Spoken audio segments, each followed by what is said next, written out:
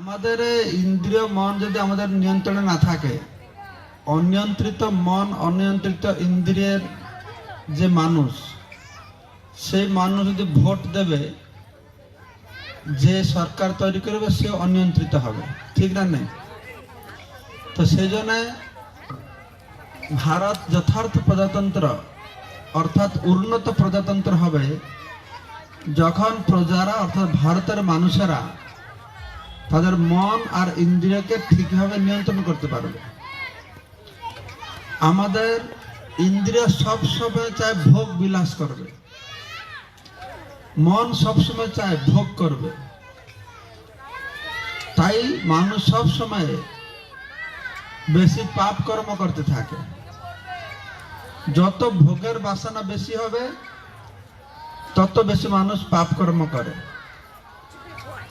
পাপ করার কর্ম করার ফলে কি হয়? ভোগ মানে কি হয় জানেন? ভগবান সবাইকে তার যতটুকু দরকার ততটুকু দিয়েছেন।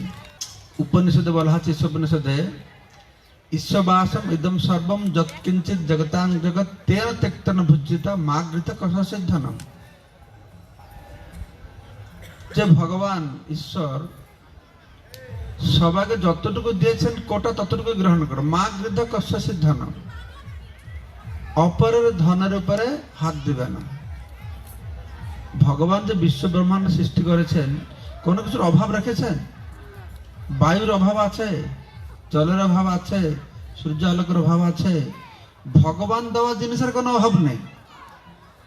ভগবান সবাইকে ভরপুর করে দিয়েছে। তো সবার কোটা আছে, তুমি অতটুকু পাবে, তুমি অতটুকু পাবে, সবাই সমান কোটা দিয়েছে। আমি বেশি পেলে কি হবে না, তুমি কম পাবে। এই হচ্ছে সমস্যা। এই ধনী গরিবটা ভগবান সৃষ্টি করেননি, ধনী গরিবটা আমরা সৃষ্টি করেছি। আমার ইন্দ্রিয় ভোগের বাসনা খুব প্রবল, তাই আমি অন্যকে নিষ্পেষিত করে মেরে মুরে লাঞ্ছনা করে যে কোনো ভাবে আমি বেশি ধন কমিয়ে রাখবো, আমি বেশি খাবার জিনিস রাখবো। তো একজন লোক বাড়িতে অত খাবার জিনিস খেয়ে শেষ করতে পারছে না, খেয়ে রুচি নাই, আরেক জায়গায় দেখা যাচ্ছে ভাত লঙ্কা খাচ্ছে। তো এই যে বৈষম্যটা কে সৃষ্টি করলো? বৈষম্যটা ভগবানের সৃষ্টি নয়, এটা আমাদের সৃষ্টি হয়েছে। এটা কেন হচ্ছে না, আমাদের মন আর ইন্দ্রিয় আমাদের নিয়ন্ত্রণে নেই। মন আর ইন্দ্রিয় নিয়ন্ত্রণ নেই মানেটা কি না, ইন্দ্রিয়গুলি সবসময় বিষয়ের পিছনে ছুটছে। চোখ চাইছে ভালো জিনিস দেখবো, জিহ্বা চাইছে ভালো জিনিস খাবো, কান চাইছে সবসময় আমি সিনেমা গান শুনবো। এই ইন্দ্রিয়গুলি সবসময় এই ভৌতিক বিষয়ের প্রতি দৌড়াচ্ছে। তো এইভাবে আমাদের ইন্দ্রিয় নিয়ন্ত্রণ নেই। আর মন তো আরো একটা বদমাস। বলা আছে যার মন নিয়ন্ত্রণে আছে মন তার বন্ধু, মন যদি তার নিয়ন্ত্রণ না থাকে সে পরম শত্রু। এই মনই পরম শত্রু।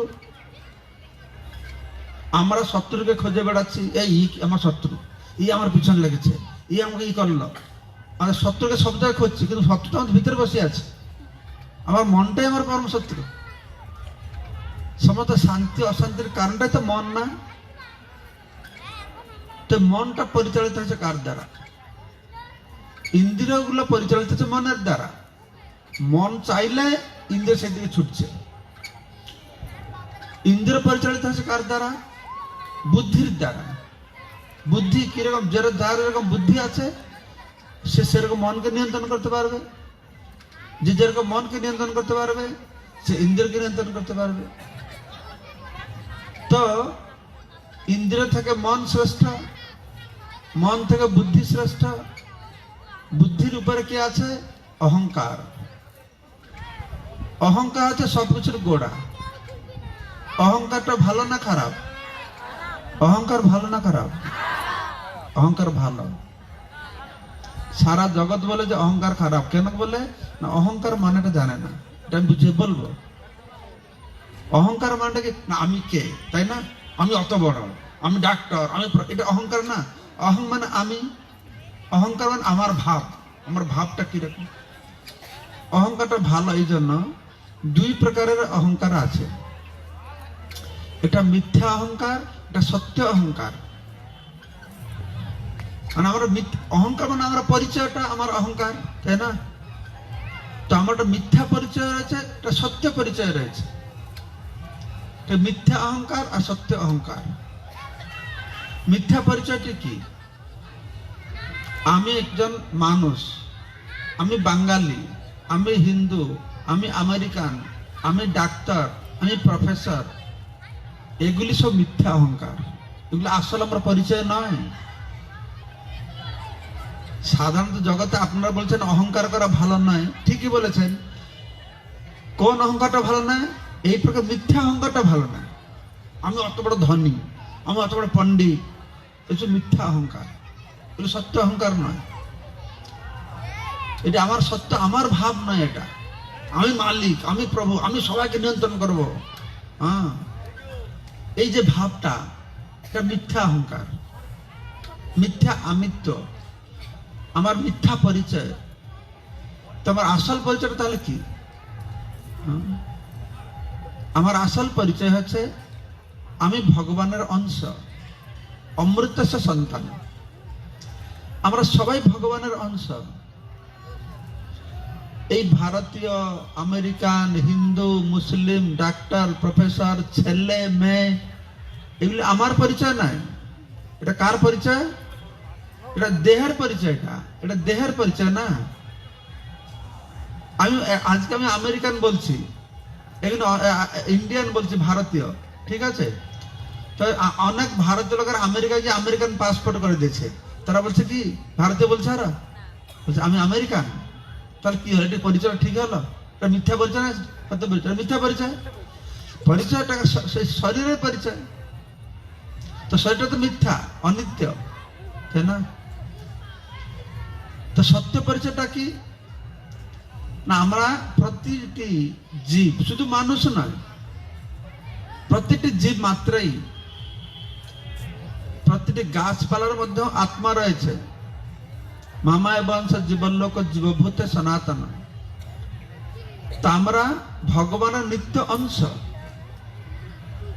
এটাকে বলে আত্মজ্ঞান। যদি এই জ্ঞান থাকে, এই অহংকার আমার থাকে, কি অহংকার? জীবের স্বরূপ হয়ে কৃষ্ণের নিত্য দাস। এই অভিমান, কিসের অভিমান? না আমি দাস, আমি চাকর। আমার বাড়িতে যে চাকরানি থাকছে, অভিমান করে কি? করে না? এই তুমি কি করো? ওই আমি চাকরি করি, আমি চাকরানি, বাড়ি চাকরানি, ভালো লাগে না বলতে। কিন্তু ভগবানের চাকর, ভালো না খারাপ? হ্যাঁ, সেই অভিমানটা ঠিক আছে। আমি ভগবানের দাস, আমি ভগবানের চাকর, ভগবানের কুকুর। চাকর তো না, কুকুর। হ্যাঁ, আমি ভগবানের কুকুর। আমরা কার দাস? কার দাস? ভগবানের দাস নয়, ভগবানের দাসের দাস। সেটা আরো ভালো। ভগবানের দাস হওয়া অনেক কঠিন। ভগবানের দাস হওয়া কঠিন না, তার দাসের দাস হওয়া সহজ। ভগবানকে সন্তুষ্ট করা কঠিন আছে, তার ভক্তকে সন্তুষ্ট করা সহজ আছে না? আপনি এটা বড় ধনী কোটিপতি লোকের বাড়িতে যাবে, কোটিপতি লোককে সন্তুষ্ট করতে হলে বড় একটা উপহার দরকার। তার ছেলেকে সন্তুষ্ট করতে হলে কি দরকার? চকলেট দিলে সন্তুষ্ট হয়ে যাবে, ছেলে খুশি হয়ে যাবে। আর ছেলে খুশি হলে তো বাবা খুশি হবে কি হবে না? হবে। ঠিক সেই রকমই। হ্যাঁ, তা আমরা ভগবানের দাসের দাস। এই দাস অভিমান, এই সত্য অহংকার। আমার যে সত্য অহংকার থাকবে, আমার অহংকার অনুসারে বুদ্ধিটা ঠিকভাবে কাজ করবে, বুদ্ধির তত্ত্বাবধানে মন ঠিকভাবে কাজ করবে, ইন্দ্রিয় ঠিকভাবে কাজ করবে। ঠিক আছে? কিরকম? দেখুন, একটা ভালো সুন্দর গোলাপ ফুল ফুটেছে, আমি ইন্দ্রিয় দিয়ে একটা গোলাপ ফুল দেখলাম। কোন ইন্দ্রিয় দিয়ে গোলাপ ফুল দেখি? কোন ইন্দ্রিয় দিয়ে? কান দিয়ে, নাক দিয়ে? হ্যাঁ, চোখ দিয়ে দেখি। তো চোখটা ভালো সুন্দর গোলাপ ফুল যখন দেখবে, ও মনকে বলে দেবে, এই দেখো সুন্দর গোলাপ ফুল আছে এখানে। তো মন কি করবে? এই হাতটা হচ্ছে কর্মেন্দ্রিয়, চক্ষু, নাসিকা, জিহ্বা, ত্বক, এগুলো জ্ঞানেন্দ্রিয়, এগুলো জ্ঞান আহরণ করে। কানে শুনে আমরা জ্ঞান পাই, গন্ধ পেলে জ্ঞান পাই। তারপরে এই হাত, পেট, উদর, উপস্থ, পাই, এগুলো কর্মেন্দ্রিয়। ঠিক আছে, তো জ্ঞানেন্দ্রিয় দিয়ে আমরা জ্ঞান পেলাম, সুন্দর গোলাপ ফুল ফুটেছে, তো চোখ মনকে বলে যে আহ সুন্দর গোলাপ ফুল। তুমি মন কি করবে না, হাতকে বলবে তুমি যাও ফুলটা তোলো। কিন্তু ফুলটা তোলার পর কি করবে, সেটা কি করবে, শুনবে। কে বলছে শুনবে, কে বলছে ভগবান চরণে দেবে। ঠিকই, দুটাই ঠিক। যে গোলাপ ফুলটা তুললাম সেটা আমি কি করব, এটা কি করবে, এগুলো বুদ্ধির কাজ। বুদ্ধি বলবে না, বুদ্ধি মনকে বলবে তুমি গোলাপ ফুলটা নিয়ে কি করবে, তা বুদ্ধি দরকার। আচ্ছা, বুদ্ধি কার দ্বারা পরিচালিত হচ্ছে, মনের দ্বারা নাই। মন বুদ্ধি মনকে পরিচালনা করছে, বুদ্ধিকে পরিচালনা করছে অহংকার। এই সত্য অহংকার, মিথ্যা অহংকার। যদি আমার মিথ্যা অহংকার থাকে, আমি এই শরীর, আমি দেখতে কত সুন্দর, খুব ভালো যৌবন, তাহলে আমি কি করবো, আমার মেয়ে বান্ধবীকে নিয়ে দেবো ফুলটা, আমি শুনবো, নিজে নিজে নিজে নিজে ভোগ করবো, মেয়ে বান্ধবীকে দেবো, তুমি যা তুমি শুনবো, আর ছেলেকে দেবো, মেয়েকে দেবো, বউকে দেবো, হবে না? আমার তো মিথ্যা অহংকার, আমি এই শরীর। তাহলে আমার অহংকার অনুসারে বুদ্ধিটা তখন মনকে বলবে তুমি তোমার বন্ধুকে দাও, নিজে শুনবো। কিন্তু আমার অহংকার সত্য অহংকার। সত্য অহংকারটা কি? হ্যাঁ, সত্য অহংকারটা কি? জোরে দাস। তখন সেই অহংকারটা বুদ্ধিকে বলবে, বুদ্ধি মনকে বলবে, মন হাতকে বলবে এই ফুলটা নিয়ে জগন্নাথের চরণ কমলে দাও। বুঝতে পারছো? তো এইভাবে মন নিয়ন্ত্রিত হবে, এইভাবে ইন্দ্রিয় নিয়ন্ত্রিত হবে। মনকে আর ইন্দ্রিয়কে নিয়ন্ত্রণ করা অত সহজ নয়। অর্জুন মতন লোক বলছে যে মনকে বায়ু কে কৃষ্ণ, যদি আমাকে বলে বায়ুকে হাত মুঠায় ধরতে, আমি ধরতে চেষ্টা করতে পারি, কিন্তু মনকে নিয়ন্ত্রণ করা যাবে না। ধর আমার তো কিছু তুচ্ছ, আমার মনকে নিয়ন্ত্রণ করতে পারবো? আমার তো ইন্দ্রিয়ের দাস, আমার ইন্দ্রিয়ের দাস। ইন্দ্র যেটা চাইছে তার পিছনে ছুটছি আমরা। কিন্তু আমরা যে মনকে, ইন্দ্রিয়কে এইভাবে ভগবানের সেবায় লাগাতে পারি, তাহলে তারা নিয়ন্ত্রণে আসবে। আমি ইন্দ্রিয় দিয়ে কিছু খাবো না, কিছু শুনবো না, এটা হবে না। ইন্দ্রিয়কে কোনোদিন খালি রাখা যাবে না, মনকে কোনোদিন খালি রাখা যাবে না।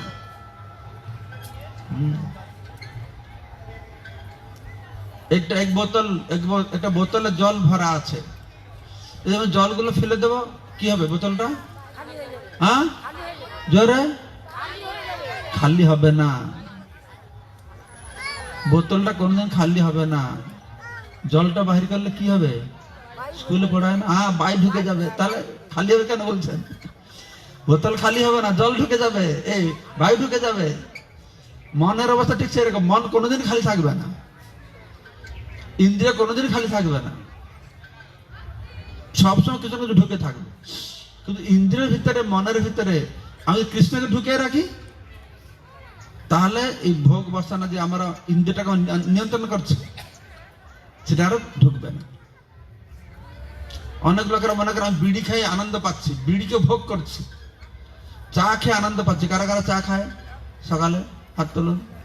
চা খান? আচ্ছা, চা খান আপনারা? 7টা 8টা বেজে গেলে চা কপটা দিতে হবে, চুমুকটা দিতে হবে, ঠিক আছে না? 8টার সময় চাটা না পেলো তাহলে কি অবস্থা হবে? কি হবে? মাথা ঘুরাবে। তার মানে কি? তার মানে চা আমাকে নিয়ন্ত্রণ করছে, আমি তো চার দ্বারা নিয়ন্ত্রিত। চা যদি আমার সামনে না আসলে আমার অবস্থা খারাপ। তাহলে আমি চাকে ভোগ করছি না, চা আমাকে ভোগ করছে? হ্যাঁ, এই হচ্ছে অজ্ঞান। আমরা মনে করছি আমি ভোগ করছি, আমি ভোগ করছি না। হ্যাঁ, আসলে আমরা এই ভোগের নামে দুঃখকে ডাকছি। যেই সংস্পর্শে যা ভোগ আর দুঃখের জন্য এ বটে, এগুলো দুঃখের উদ্ভব স্থান, যেগুলি আমি মনে করি আমি ভোগ করছি। লোকেরা সব আজকাল দেখুন পিকনিক করছে, একটা মানে সাউন্ড বক্স আওয়াজ করছে, সে কানে বাজবে কি, পুরো স্টেজটা নাচছে সাউন্ড বক্স। এইরকম সাউন্ড শুনবে 2-4 দিন আনন্দ হবে, তার কানের অবস্থাটা কি হবে? আর বাড়িতে বাড়িতে টিভি হয়ে গেছে, টিভির যে লাইটটা দেখানো হয়, কয়দিন চোখ আর অবস্থা থাকবে। যতগুলো ভোগ করতে মনে করছে না, দুঃখের কারণ। লোক পান চিবাতে চিবাতে জিহ্বার স্বাদ নষ্ট হয়ে যাচ্ছে, রক অ্যান্ড রোল হেডফোন দিয়ে শুনছে, কান নষ্ট হয়ে যাচ্ছে। যত ভোগ করবে তত দুঃখ। যেই সংস্পর্শে যা ভোগা দুঃখ জন্মে এবার, এটা দুঃখের জন্মস্থান। এই সংস্পর্শজনিত ভোগ, সংস্পর্শ মানে কি, আমাদের ইন্দ্রিয় বিষয়ের সংস্পর্শে আসলে যে ভোগটা অনুভব হয়, সেটা দুঃখের জন্মস্থান। কিন্তু এদিকে আবার ইন্দ্রিয় তো ভোগ চায়, ইন্দ্রিয়কে ভোগ না দিলে ইন্দ্রিয় থাকতে পারবে না। তো সেই ভোগটা আমরা কিভাবে ইন্দ্রিয়কে দেব, যার ফলে ইন্দ্রিয় আমাদের আর এদিক ওদিকে ঝামেলা করবে না। ইন্দ্রিয়কে সবসময় খোরাক জোগাতে হবে। এটা এই জিহ্বা একটা ইন্দ্রিয়, তাই না? জিহ্বা, নাসিকা, চক্ষু। তাহলে আমরা কি করবো? জিহ্বা সবসময় এটা খেতে চায়, সেটা খেতে চায়, সেটা খেতে চায়। কিন্তু জিহ্বাকে সবসময় কৃষ্ণ প্রসাদ দেব।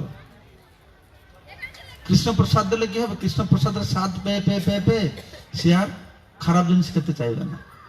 ঠিক আছে? আমাদের যে আমরা খাই, আমি ভালো মন্দ খাই, সবাইকে কি সব জিনিস ভালো লাগে? লাগে?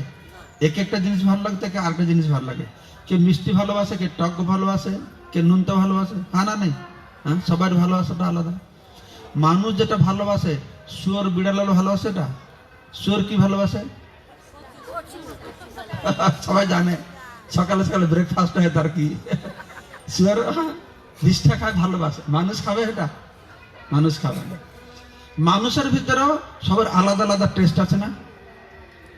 পাঞ্জাবরা যেটা খাবে বাঙালিরা সেটা খাবে না, দক্ষিণ ভারতের আলাদা রকম খাবে, পাঞ্জাব আমেরিকানরা আলাদা রকম খাবে।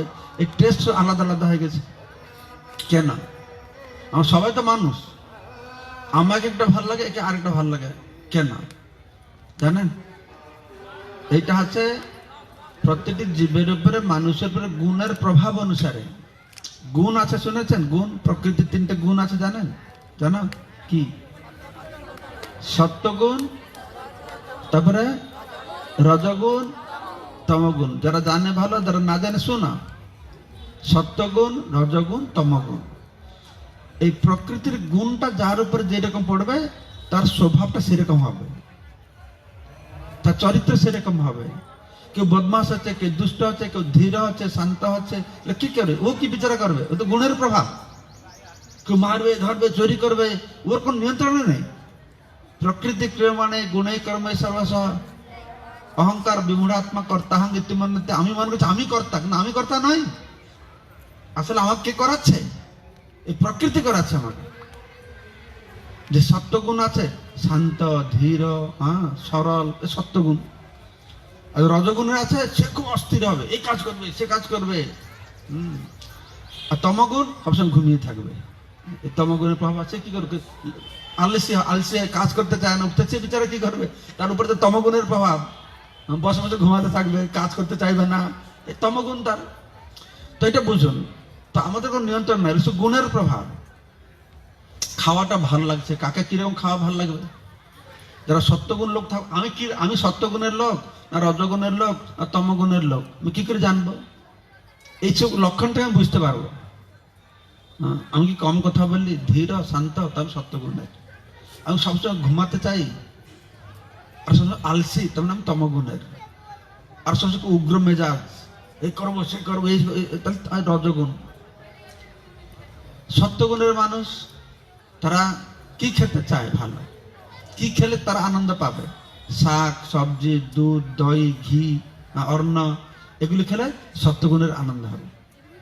কিন্তু রজগুণের মানুষকে এইসব খাবার দিলে, এটা কি খাবার নাকি? একটা সে মাছ খাবে, মাংস খাবে, ভালো তেল দিয়ে একদম চাকরচুক ভাজা থাকবে, খুব টক থাকবে, ভালো কি ঝাল থাকবে, ও আজকে ভালো জমেছে খাবারটা, তাই না? রজগুণের মানুষের এরকম। আর তমগুণ মানুষ কি খেতে ভালোবাসে? পান্তা, 3 দিনের টক পান্তা ভাত খাবে।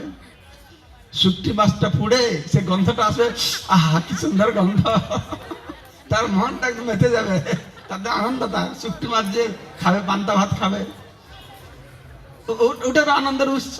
ও ভাবছে যে আমি খুব আনন্দ পাচ্ছি, কিন্তু বুঝতে পারছে আর কেন আনন্দটা পাচ্ছে। এটা তো আত্মার আনন্দ নেই, এই গুণের প্রভাবে এই ইন্দ্রিয়টা অনুভব মাত্র, বুঝতে পারছেন? আমি সেই গুণে প্রভাবিত হয়েছে বলে ওই জিনিসটা আমাকে ভালো লাগছে, বাস এটা, আর কিছু নেই।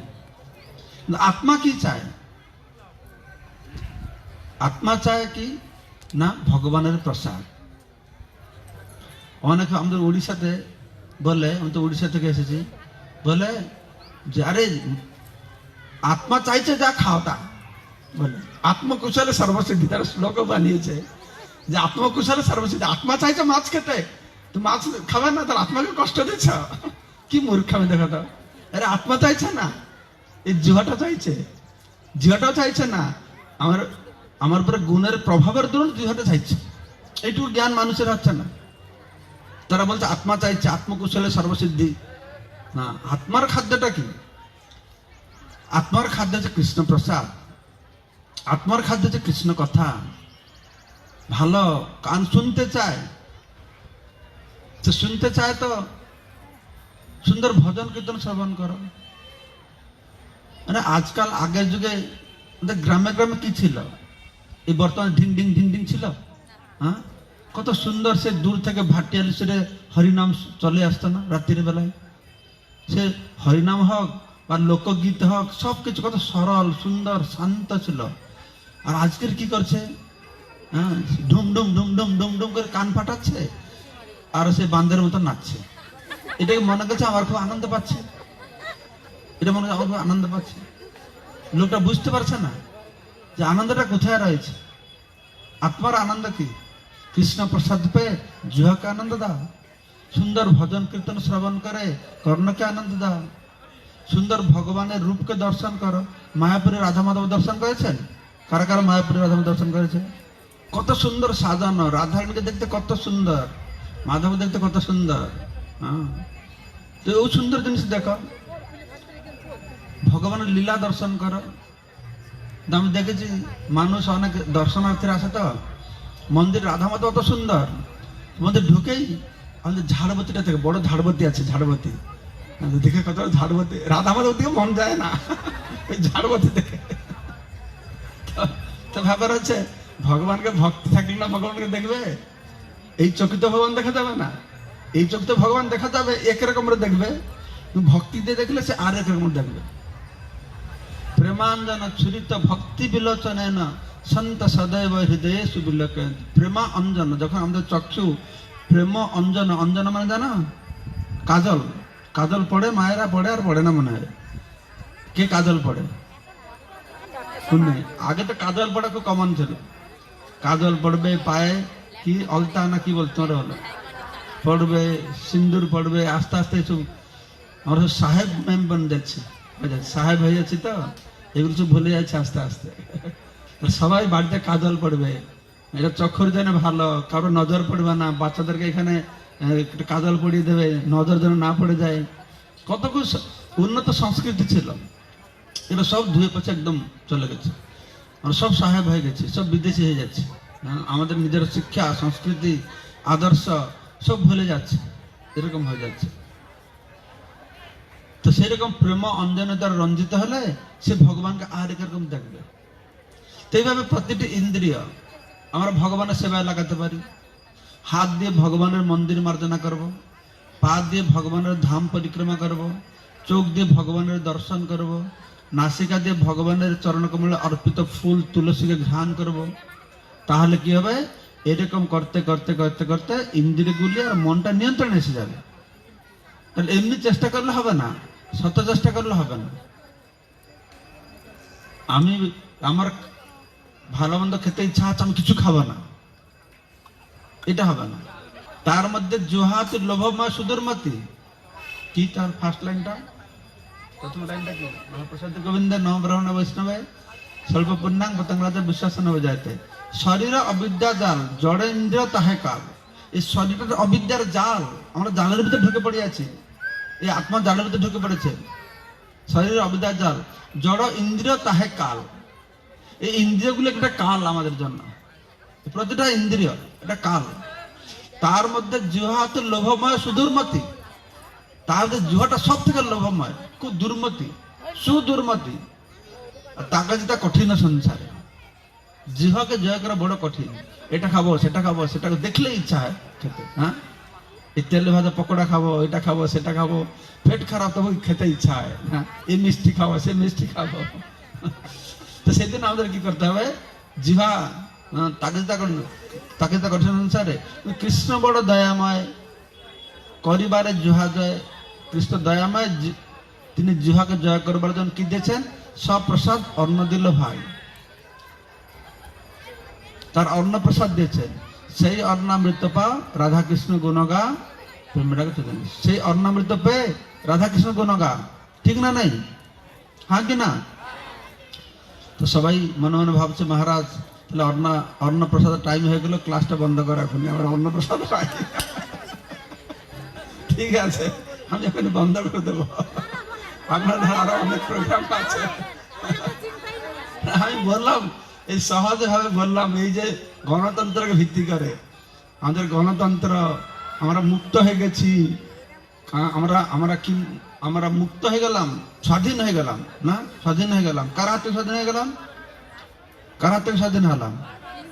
ব্রিটিশ, অংরেজরা চলে গেলে কি হবে? অংরেজরা তার প্রভাবটা রেখে দিয়ে গেছে আমাদের উপরে। অংরেজরা আসার আগে ভারতে চা পান করতো না, চা পান কে করতো না। অংরেজরা আসে কি করলো? ভারতীয়দেরকে তাদের বিজনেস বাড়াবার জন্য ফ্রি চা খাওয়ালো। ফ্রি চা খাওয়ায় তার নেশাগ্রস্ত করে দিয়েছে। এবং ভারতের উঠে চা না খেলে থাকতে পারবে না। ইংরেজি চলে গেলে কি হয়? চাটা তো যায় না, তাই না? আমরা যে বলছি অংরেজ হাত থেকে আমরা স্বাধীনতা পেয়েছি, কি করে পেলাম? ওদের শিক্ষা তো চা তো তোমাদের ভিতরে রেখে দিয়ে গিয়েছে। শুধু চা নেই, চা থেকে পড়ে করে ফুল প্যান্ট শার্ট পরা, হ্যাঁ, আমাদের দাদুরা কি প্যান্ট শার্ট পরতো? সব কিছু রেখে দিয়ে গেছে। আমরা অংরেজকে একদম কোলে করে বসে আছি আর মনে মনে কথা খাচ্ছি কি আমি ইংরেজ থেকে মুক্ত হয়ে গেলাম। না, মুক্ত হয় না। তাদের আদর্শ, তাদের শিক্ষা সব নিয়ে এখন চলছে। সেগুলো থেকে যখন মুক্ত হবে, যথার্থ ভারতের শিক্ষা, আদর্শ, সংস্কৃতিকে, তাহলে হবে মুক্তি। সেটা তত স্বাধীন। স্বাধীনের পরিভাষা অনেক রকমের রয়েছে। ঠিক যেরকম আমার মনে পড়ছে, এটা ছোট ছাত্রের জন্য, আমাদের সময়, এখন তো না, এখন তো ছেলেরা ভয় পায় না মাস্টারকে, খেলাধুলা করে। আমরা যখন স্কুলে থাকি না, মনে জমালয়ের জন্য বসে আছি, সবসময় লাঠি, এত বড় লাঠি নিয়ে টিচার মহাশয় আসবে, আর যখন 4টে বেলা ঘন্টি বাজবে, স্বাধীন হয়ে গেলাম আমি, তাই না? স্কুলে ঘন্টি বাজলেই আমি মুক্ত পরিবেশ, আর এখন মাস্টার মশাইয়ের অধীনে নেই, এরকম ভাব থাকতো। তার মানে এটা ছাত্রের জন্য স্কুল ছুটি হবে না, আমি স্বাধীন হয়ে গেছি, ঠিক না? নেই, তার জন্য স্বাধীনতাটা এইটুকু। বাড়ি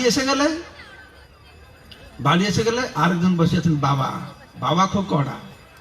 আমি একটু রেডিও শুনবো, নভেল বই পড়বো, বাবা সবসময় লাল চোখ দেখাবে। মাকে ঠিক হ্যান্ডেল করা যাবে, মাকে চিন্তা নেই, ম্যানেজ করা যাবে, বাবাকে তো ম্যানেজ করা যাবে না।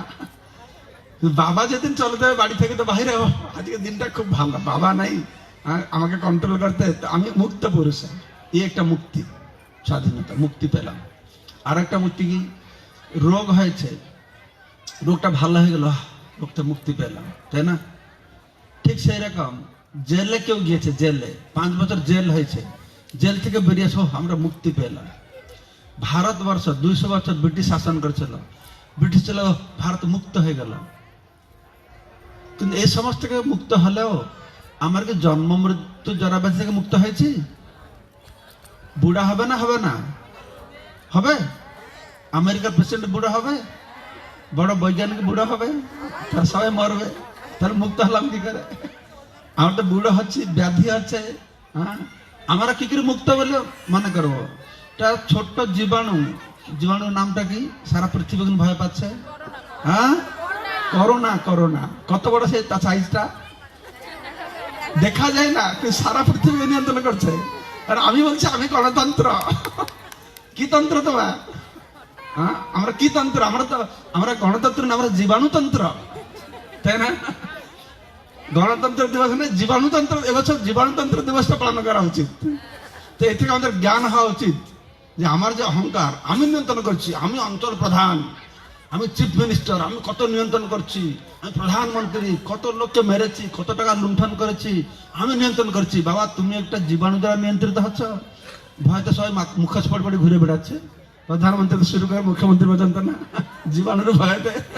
হ্যাঁ, তো এগুলো, এই নিরেট সত্য কথাটা কেউ চিন্তা করছে না, আর কেউ শুনতে চায় না, কেউ চর্চা করতে চায় না। সব মনোভুলনীয় কথা দিয়ে সারা জগৎ চলছে। কেউ বুঝছে না যে আমরা জীবাণু দ্বারা নিয়ন্ত্রিত হচ্ছে। তো সে জীবাণুকে কে পাঠিয়েছে? না ভগবান পাঠিয়েছেন। আমি ভগবানকে মানছি না, তো সর্বরে ভগবান নিয়ন্ত্রণ করছে। তো যথার্থ মুক্তি হচ্ছে কি না, জড় বন্ধন থেকে মুক্তি পাওয়া, স্কুল থেকে মুক্তি পাওয়া, বাবার হাত থেকে মুক্তি পাওয়া, জেল থেকে মুক্তি পাওয়া, ব্রিটিশের হাত থেকে মুক্তি পাওয়া, এটা যথার্থ মুক্তি নয়। আমি কি নিজেকে জন্ম মৃত্যু জরাবধি সংসার চক্র থেকে মুক্ত করতে পেরেছি? না মরে গেলে আবার কুকুর বিয়ে গেলে ছাগলে জন্ম লাভ করবো। এগুলো ছাগলকে কেটে মুরগিকে মুড়ে ভালো আনন্দে খাচ্ছি, কিন্তু আমি বুঝছি না আমি একদিন মুরগি হয়ে যাব। মুরগি মাংস খেয়ে খেয়ে খেয়ে খেয়ে মৃত্যুর সময় কি হবে, কি চিন্তা করে? ভগবান চিন্তা আসবে, ও একটু মুরগির স্যুপ হলে কত ভালো হতো, চিকেন স্যুপ অত ভালো লাগে চিকেন স্যুপ খেতে, তা বাঘ হয়ে জন্ম লাভ করো, মনে হচ্ছে চিকেন খাবে, কোনো অসুবিধা নেই, ঠিক না? তো সে যে যা খায় সে তা হয়। যেরকম জিনিস আমরা খাবো সেরকম আমাদের মনোবৃত্তি হবে, সেরকম জন্ম পাবো। কি ভালোবাসা, যে ভালোবাসা প্রকৃতি সেই জিনিসের জন্ম দেবে। তো যথার্থ মুক্তি হচ্ছে কি না, আমরা এই জন্ম মৃত্যু জরাবাদ থেকে মুক্ত পেয়ে, এই জড় বন্ধন থেকে মুক্তি পেয়ে ভগবানকে যাওয়া, কাছে যাওয়া। আর যথার্থ নিয়ন্ত্রণ হচ্ছে মনকে নিয়ন্ত্রণ। মনকে নিয়ন্ত্রণ কি করব না, মন্ত্রের দ্বারা। মন্ত্র, মন্ত্র মানে কি? মনকে যে ত্রাণ করে। মন নিয়ন্ত্রিত হবে, মন ত্রাণ হবে মন্ত্র জপ করলে। সেজন্য মহাপ্রভু আমাদেরকে সর্বশ্রেষ্ঠ মন্ত্র দিয়েছেন। সারা দুনিয়ার লোক সে মন্ত্র জপ করছে, সেটা সবাই আপনারা জানেন, নদিয়ার লোক জানবে। কিসে মন্ত্রটা? হরে কৃষ্ণ কৃষ্ণ কৃষ্ণ হরে হরে, হরে রাম রাম রাম হরে হরে। জয় শ্রী प्रभुपाद की, जगन्नाथ बलदेव सुभद्रा देवी की, श्री चैतन्य महाप्रभु की, गौर प्रेमानंदे।